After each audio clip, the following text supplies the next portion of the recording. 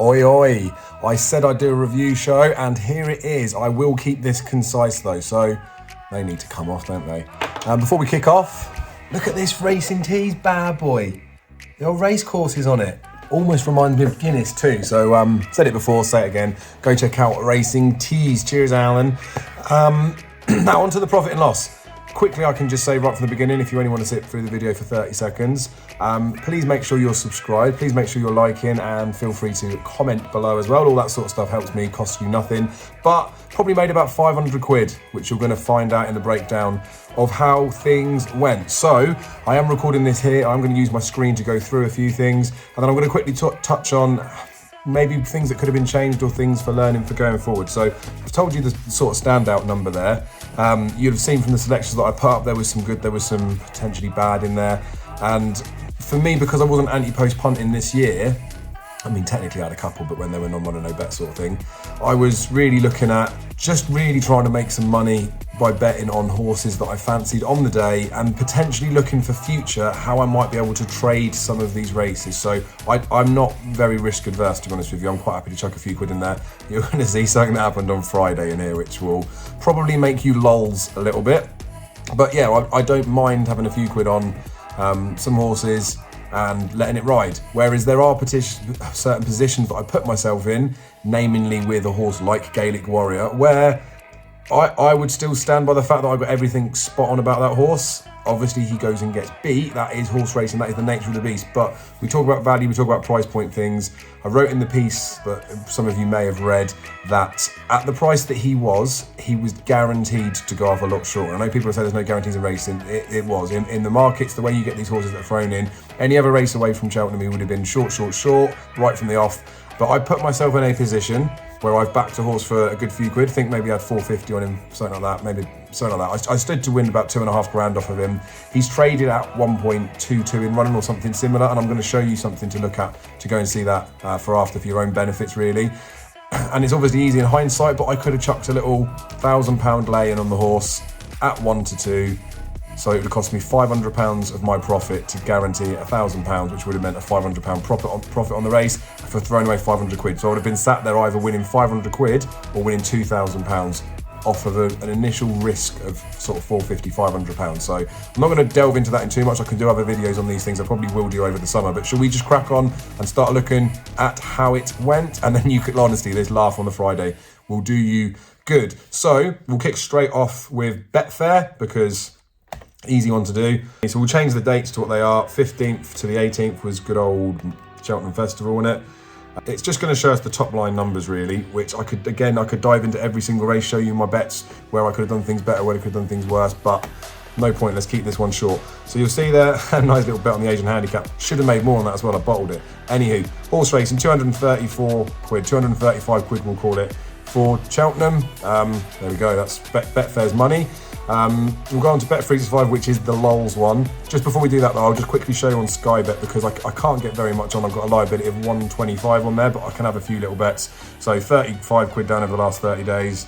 It's a little bit less than that when we're just looking specifically at Cheltenham week, but there was probably a couple of little bets in there. And then don't forget, returns do not include cash back from money back as cash promotions, so pretty sure I was about level on Sky Bet. So, but again, just for transparency, showing you where I was betting. And then if we go on to Bet365, now this is where it's going to be a bit funny. So if we look at the 30-day thing, because we can see the stakes in and around Cheltenham period, it shows us the stakes there. You can see a couple of losing days as a winning day and a middling day there. I've just turned this into an Excel spreadsheet so you can see what the actual stakes were. So the two numbers on the side, I'll come on to these in a second, but you can see my stakes for each day, you can see the returns, you can see the profit and loss, and you can see the return on investment. So technically, from what I actually staked on Bet365, across those 4 days of the Cheltenham Festival, I lost 85 quid, minus 3%. Obviously, I made a few quid on Betfair, so that would argue I was about 150 quid up across those days, across my betting accounts. But I need to show you something which, I mean, I would say laugh. I mean, it is funny. Basically, we had an all right Friday, which you'll see in a minute. And I was there with a few lads, I was there with George and a few of his mates. And you know how it is, you're at the races. I had COVID, so I missed the first couple of days. I wanted to get excited, have a few beers.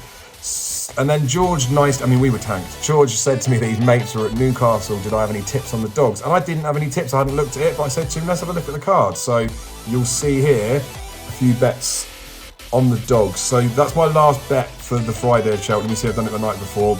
Little fluky, little cheeky, little crappy treble with it. And that's the sort of thing I was thinking, I could just use some of that as a count rounders. But basically, there was 3 races left at Newcastle. I picked up 3 dogs. They all shortened, all got beat. But you'll see there's a bit of money going on. And I say a bit of money. I can't tip something to someone or say to someone to back it if I've not backed to myself. So anyway, there's some dog money in there, which doesn't count for Cheltenham profit and loss. So this green table takes that away. If I go back to this one, on this side, 417 quid I staked or threw away on the dogs. Could have been a different result, I don't mind that. So basically my stakes for the Friday were actually just under 600 quid. So if you look at the table now, we've got the profit and losses, we've got the return on investments. You can pause the video if you want to write them down and have a look at them. And we've got a 14% return on investment on Bet365 for the Cheltenham Festival. So this is the only account that I can get a reasonable amount of money on for best odds guaranteed. Betfair Exchange, I prefer to just try that a bit more this year because that's the route that I'm going to have to go down. So you can see that I've got 330 odd quid's worth of profit there. There was a 30 quid loss on Sky Bet. Colossus was about a tenner down, I think. Save 300 quid from there and then a bit from Betfair as well. About 500 quid, maybe a little bit just over that. So that is how much I made this year at the Cheltenham Festival. Obviously, it's not as big as the numbers from previous years, but it's still a profit. And I could have, like I say, I could look at trading to do things a little bit better. What I'm going to just quickly touch on for any of you that are still hanging around is if we look at Gaelic Warrior, right? So this is where I'm talking about the in-running prices of certain horses and things that happen, etc., etc.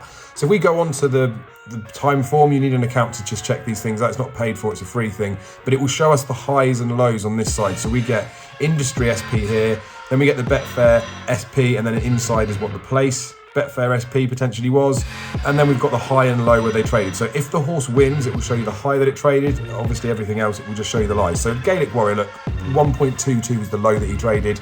Obviously to hit that premium low number is hard to do, but you could argue there that you get anything you wanted matched really for our levels of stakes at above 1.22. So like I say, if I'd put a lane at 1.5, I could have got my cash back.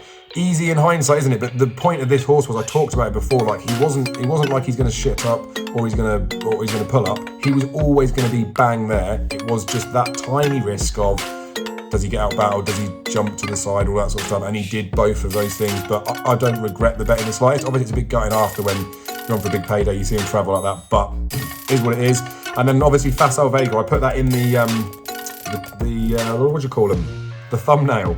Put it in the thumbnail, didn't I? Saying that I'd laid Facile Vega. Now again, it's all different the way that people want to play things. I knew for a fact with Facile Vega, when I laid him, he was 2.12 or 2.14. I knew for a fact he was going to go off a bigger price. Now Betfair SP was 2.87, so around about 15 to 8. That was the Industry SP. He was 2-1. We know that on course, and I think he was a tiny bit bigger on the exchanges on the day. And obviously in running he's bigger, but I wouldn't have backed him in running. But my point there is I've laid him for an amount at 11 to 10, knowing full well if I chose to, I could back him back at a bigger price. And we talk about like 33 to 1 post going into 10 to 1 post looking like it's a massive price. I prefer these shorter ones. Now, if you can get, say you get a 2-to-1 shot that gets backed into even money, so we'll do this the reverse way around that Facile Vega was. Say you've had £1,000 on it, let's go fancy. So you've had £1,000, you're going to win £2,000. If it's then down to even money, you can lay it to only lose £1,000. So basically, you're buying 100% of whatever you stake.